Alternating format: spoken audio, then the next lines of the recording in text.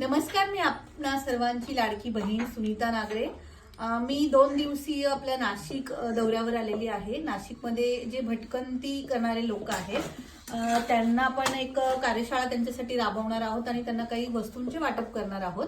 तर सकाळचे 9:30 वाजले आहेत, तरी सुद्धा आपण बघू शकता नाशिकमध्ये एवढी थंडी आहे की मी अजूनही स्वेटर घालून बसलेली आहे।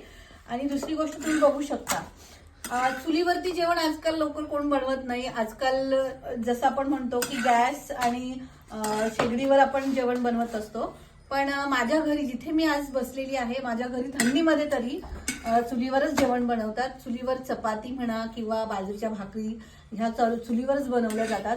आणि आपले पहिले दिवस तुम्हाला आठवत असतील, आपण जेव्हा थंडी असायची तेव्हा चुलीच्या कोपऱ्यावर, म्हणजे माझं बालपण असं गेलेलं आहे की आम्ही चुलीच्या पुढे बसून शेकोटी घ्यायचो आणि शेकोटीवर आम्ही शेकायचो, म्हणजे एवढी थंडी पहिली असायची।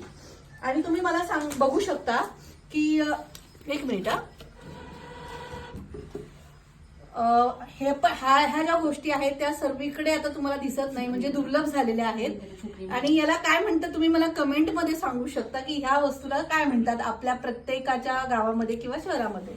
त्याचप्रमाणे बाजूला बघा काय आहे, हे आपल्या ज्या गायी असतात, ज्या दूध देणाऱ्या गायी आहेत, त्यांना ते आपण बाजरीचं आपण त्यांना खिचडी म्हणतो, ती बाजरीची खिचडी आपण त्यांना उकडवून देतो।